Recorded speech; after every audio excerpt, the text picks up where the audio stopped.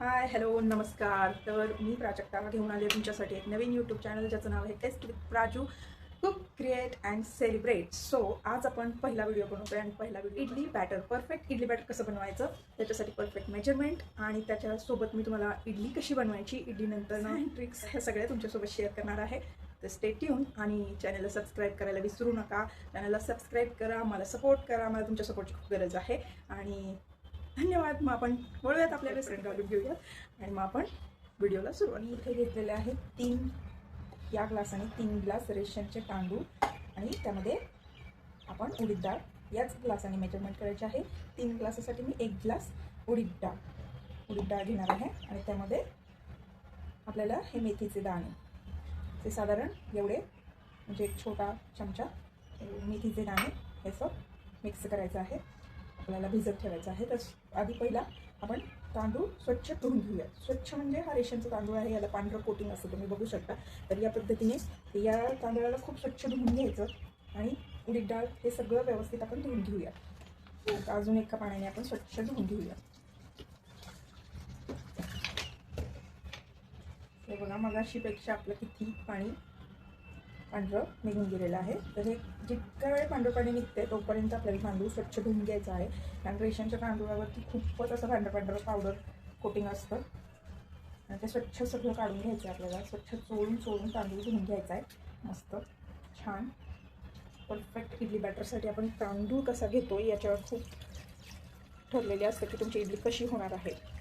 तर तुमच्या इडलीसाठी तुम्हाला तांदूळ शक्यतो मोकळा शिजणारा, चिकट शिजणारा भाताचा जर तांदूळ घेतला जसं की इंद्रायणी वगैरे तर तुमची इडली फसेल. त्यामुळे हे बघा आता कसं पाणी स्वच्छ दिसतं आपल्याला, खालचा तांदूळ आपल्याला नीट दिसतोय. अशा पद्धतीने आता तांदूळ आपण भिजत ठेवलेला आहे. त्याच पद्धतीने आपण डाळ धुवून घेऊया. तर डाळ धुण्यासाठी आपण एकदाच डाळ धुवून घेणार आहोत, कारण डाळीला जास्त धुवायचं नसतं. उडदाच्या डाळीला इडली करता वेळी आपण डाळ धुवून घेऊया. आपण डाळ पण धुवून घेतलेली आहे. डाळ फक्त एकदाच धुवून घ्यायची आहे. उडदाची डाळ जास्त धुवायची नाही. इडली करताना एका पाण्यानेच ती धुवून काढायची. आता हे आपण वेगळं भिजत ठेवलं आहे. हे तुम्ही एकत्र सुद्धा भिजत ठेवू शकता, पण मी शक्यतो ते वेगळं भिजत ठेवले दाखवण्यासाठी व्हिडिओमध्ये. आणि हे जे आपण मेथीचे दाणे घेतले होते ते सर्व तांदळामध्ये भिजत टाकलेले आहेत. मेथीच्या दाण्यांनी इडली खूप सॉफ्ट होते. ते आपण ह्याच्यामध्ये भिजत घालूया. आता हे आपण पूर्ण 6 तास भिजत ठेवणार आहोत. 6 तासांनी हे आपण मिक्सरमध्ये खूप फाईन पेस्ट करून घ्यायची आहे याची. आणि तिथून पुढे प्रोसेस मी तुम्हाला नंतर सांगेलच. इथून पुढे मला व्हॉइस ओव्हर द्यावा लागतो आहे. बॅकग्राऊंड म्युझिक मुलांचं खूप आलं होतं त्यामुळे. तर इथे आपण तांदूळ आता पहिले वाटून घेऊयात. मिक्सरमध्ये मी सर्वप्रथम तांदूळ वाटून घेते आणि त्यामध्ये आपण एक सिक्रेट इन्ग्रेडियंट ॲड करणार आहोत. तर तो काय आहे तो व्हिडिओमध्ये तुम्हाला दिसेलच, पुढे बघत राहा. मी सर्व तांदूळ इथे वाटून घेते बारीक. तर इडली खूप सॉफ्ट होण्यासाठी आहे ना, त्यामध्ये नेहमी लक्षात ठेवा, मी जो इन्ग्रेडियंट मी वापरला आहे ना तो तुम्ही नक्की वापरा, यूज करा. आता आपण तांदूळ बारीक केलेले आहेत मी, ते फाईन पेस्ट बघू शकता तुम्ही. तर एका भांड्यात मी काढून घेते. तसंच मी सगळे राहिलेले तांदूळ आणि हे वाटून घेते बारीक.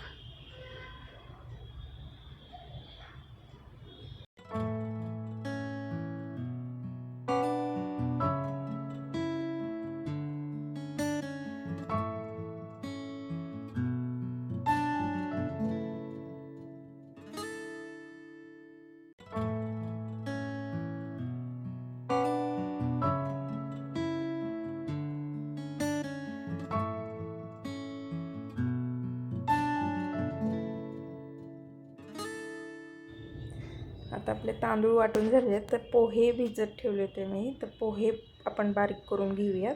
साधारण 1 वाटीभर पोहे आहेत. हे 1 वाटी पोहे आपण ह्याच्यामध्ये टाकलेले आहेत. तर ते थोडे करून आपण मिक्सरला बारीक करून घेऊयात.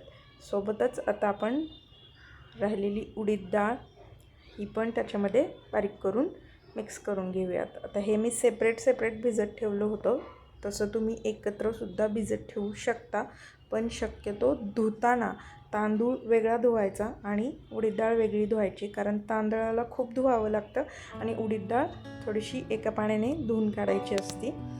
मग ते आपण एकत्र वाटून घेऊयात. मी तर सगळं वाटून घेते.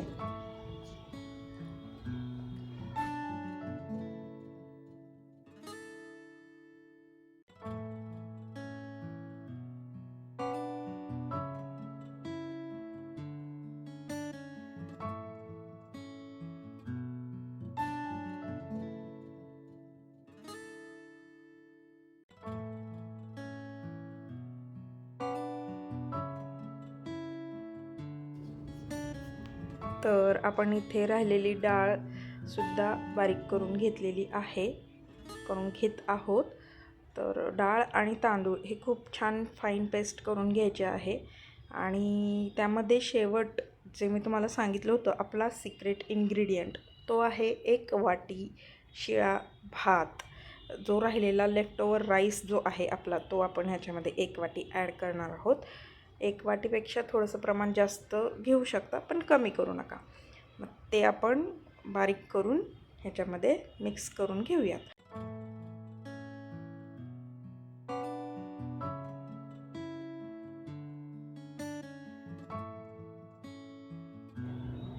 तर आता आपण आपला भात जो आहे तो बारीक करून ह्याच्यामध्ये मिक्स करून घेतलेला आहे. मी सगळं मिश्रण यामध्ये काढून घेतलं आहे भांड्यामध्ये.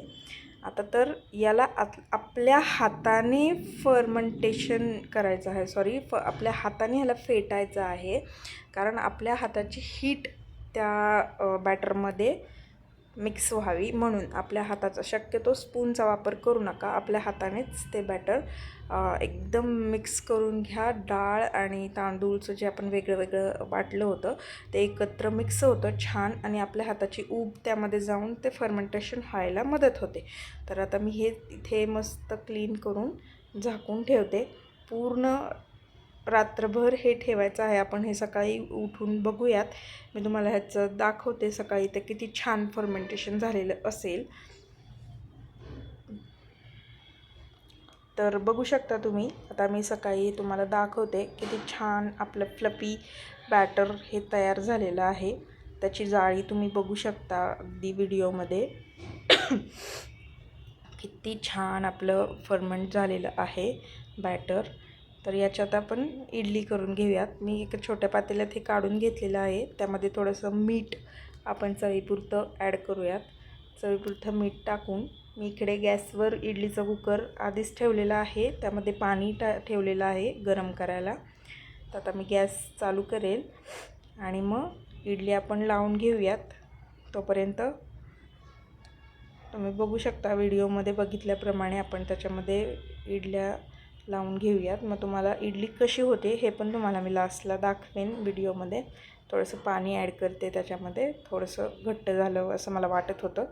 मग ते कन्सिस्टन्सी तुम्हाला दाखवते. अशा कन्सिस्टन्सीमध्ये आपलं बॅटर हवं, जे करून पोर करता येईन आपल्याला इडली बॅटरमध्ये. आता गॅस चालू करते आणि आधीच पाणी ठेवलेलं आहे थोडंसं, आणि ते गरम व्हायला ठेवूयात. आपण तोपर्यंत इडली लावून घेऊयात प्लेटला.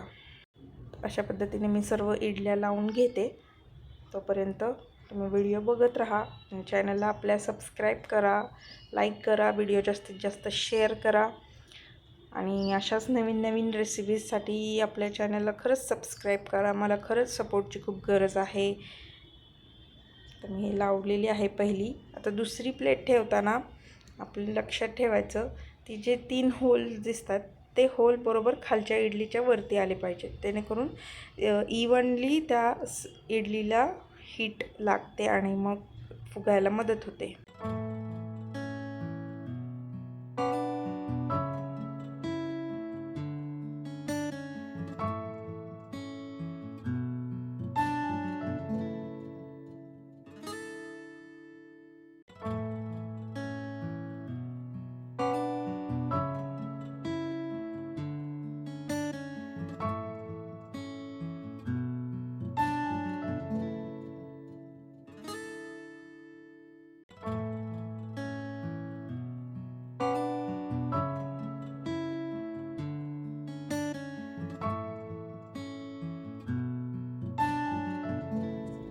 मी इथे सर्व प्लेट लावून घेतलेल्या आहेत. आता आपण हे 15 ते 20 मिनटं 10 ते 15 मिनटंही चालतं, पण आपण एकदा चेक करायचं. जर हाताला इडली चिकट लागली वरती तर म्हणायचं अजून थोडं 1-5 मिनटं ठेवूयात. आता इथे इडल्या झालेल्या आहेत, मस्त वाफ निघते, बघू शकता तुम्ही कशा छान. मी आता हात लावून बघितला, थोडंसं मला चिकट जाणवलं म्हणून 1-5 मिनटं आणखीन ठेवलेत. 5 मिनटांनी आपण गॅस बंद करून इडलीच्या प्लेट काढून घेऊयात. थोडंसं नॉर्मल टेम्परेचरला आलं की मग आपण त्याच्या इडल्या रिमूव्ह करून घेऊयात, बाजूला काढून घेऊयात इडली. आता मी हे काढून घेते फर्स्ट प्लेट आणि त्याची इडली काढून मी ती तुम्हाला दाखवते. ती किती सॉफ्ट झाली आहे, फुगली आहे ती किती, तुम्ही बघू शकता व्हिडिओमध्येच तुम्हाला दिसत असेल की किती छान आपली इडली फुगली आहे. आपलं पीठ कसं फर्मेंटेशन होतं त्यावर डिपेंड असतं की तुमची इडली कशी होणार आहे. तर हे मी काढून घेते, 1-5 मिनटं जरासं नॉर्मल टेम्परेचरला येऊ दे, मग आपण त्याच्या इडल्या काढून घेऊयात.